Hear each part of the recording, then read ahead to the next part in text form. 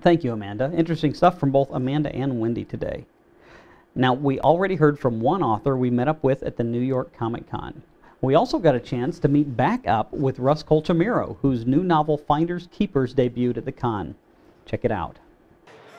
We have with us here Russ Colchamiro, author of the newly released sci-fi comedy novel Finders Keepers. Russ, how you doing? I'm doing great. Thanks very much for having me. This is terrific. Thanks for coming by. Thank you. What do you think so far of this con? Is this nuts? It's big. It is really big. I've done Comic-Con the last 4 or 5 years. San Diego, New York a couple of times. It's just growing every year. It's big. It's loud. It's tons of people. It's and the feedback has been good. It's been really. If there was a place to launch, this was a place to do it.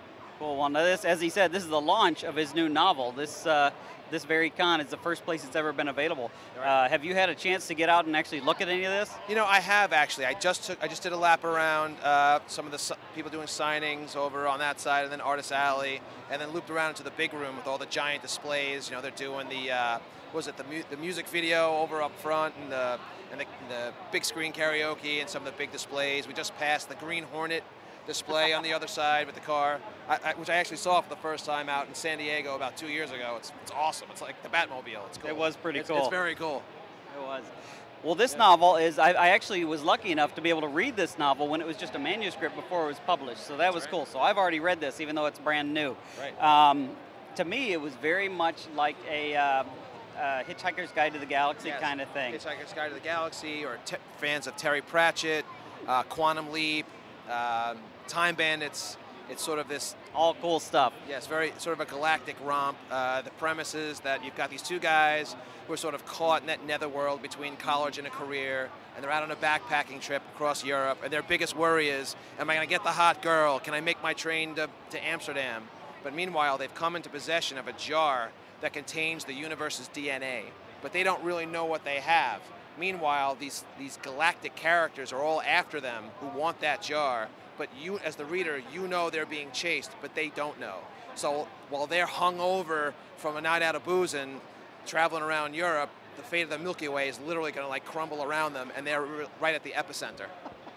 That's very cool. It's a funny book. Like I said, I've had a chance to read it myself, and it's definitely funny stuff. Thank you. So Thank you. if That's you very get a nice. chance, this is a great book to read. Russ, Great. Thank where you. can people find this if they want to look for it? You can get it at Three Finger Prints, which is at richkozlowski.com, which is RichKoslowski.com. And if you can Google my name, you'll find it, Rich Kozlowski, who's not only he's the publisher, he's also the cover artist. He's an award-winning artist. He's been in the comic book industry for about 15 years. He also is a licensed artist for Family Guy, The Simpsons. He's done work for Marvel Comics and for Archie Comics. He's very well known within the industry. And actually, the way this whole came together is that Rich and I have been friends for several years, and we shared a booth out at the San Diego Comic-Con about 4 years ago, and I'd asked him to read this manuscript, and you know how it goes. Your buddy asks you to read something, you go, all right, because you know you don't know if it's good or not. I do know how it goes. You know, and he said, okay, he read it, and he said, wow, this is great. This is just like a Terry Pratchett novel. You really nailed it. I'd like to publish it. And I was really taken back by it, and we kind of negotiated for a while, and ultimately we said, yep, this is the year to launch.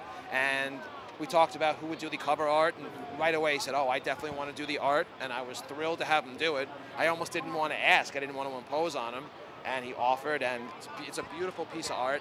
And I have to say the art is very fitting for this book, too. Yes, And I'm there's very actually a happy. back part, too. It's a Yes. wraparound. Yeah, actually, so. if you were to look at it, it's actually one piece of art, front and back, in a mosaic, so that the idea is that the whole piece continues and it's a wraparound. And it's been very nice. I've been very fortunate.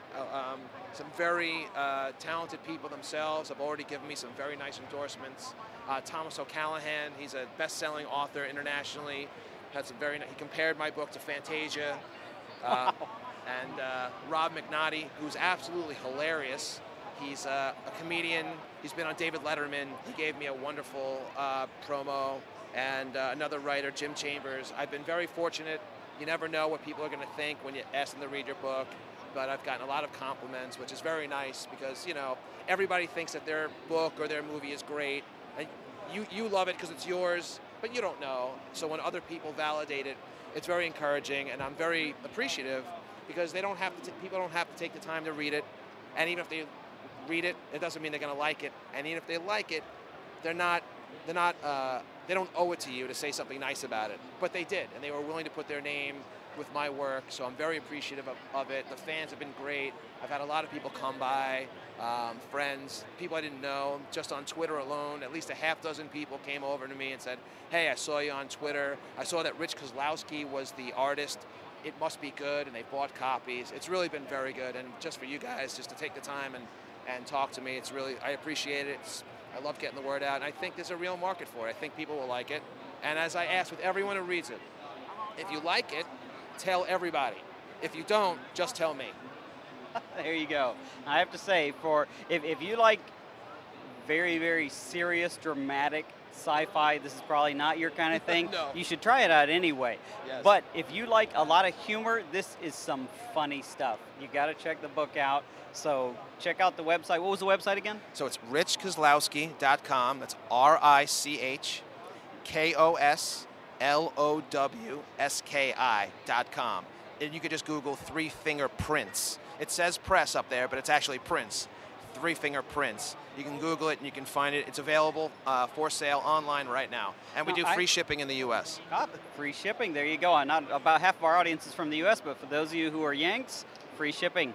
Check it out. Now I have to ask, are you guys going to have it like on BarnesandNoble.com or Amazon.com? That's absolutely the goal.